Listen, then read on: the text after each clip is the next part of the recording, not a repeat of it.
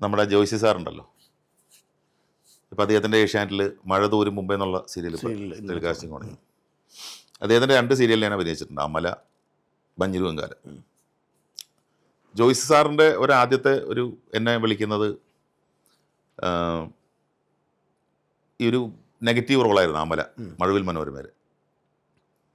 ആ ക്യാരക്ടർ ഞാൻ ചെയ്തത് സാറിന് ഭയങ്കര ഇഷ്ടപ്പെട്ടു. ഒരു പൊളിറ്റീഷ്യനായിട്ടാണ്, ചിരിക്കുന്ന ഒരു എന്താ പറയുക, വളരെ ചിരിച്ചുകൊണ്ട് തന്നെ ക്രൂരകൃത്യങ്ങൾ ചെയ്യുന്നവനാണ്. അപ്പോൾ സാറത് എനിക്ക് തന്നപ്പോൾ സാറിനത് ഭയങ്കരമായിട്ട് ഇഷ്ടപ്പെട്ടു, എൻ്റെ പെർഫോമൻസ് ഇഷ്ടപ്പെട്ടു. സാർ തന്നെ എന്നോട് പറഞ്ഞ കാര്യമുണ്ട്.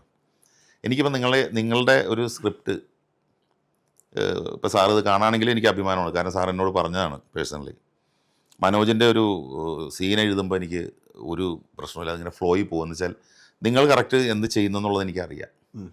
അതുകൊണ്ട് എനിക്ക് എഴുതാൻ ഭയങ്കര സുഖമാണെന്ന്. ഞാൻ ഈ എഴുതുന്ന ഡയലോഗ് നിങ്ങളെ പ്രസൻറ്റ് ചെയ്യുന്ന എനിക്ക് അറിയാൻ പറ്റും.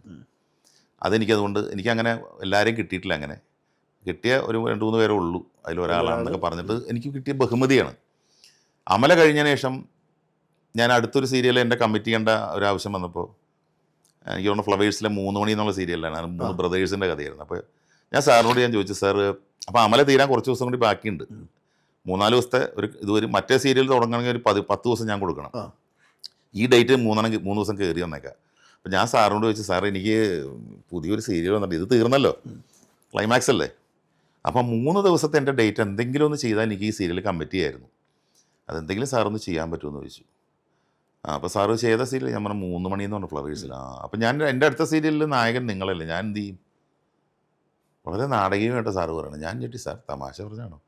ഞാൻ കാര്യം പറഞ്ഞാണ്, അടുത്ത സീരിയലിൽ എൻ്റെ സീരിയലിലെ നായകൻ നിങ്ങളാണ്, മഞ്ഞിരുവങ്കാലം എന്നാണ് ആ സീരിയലിൻ്റെ പേര്.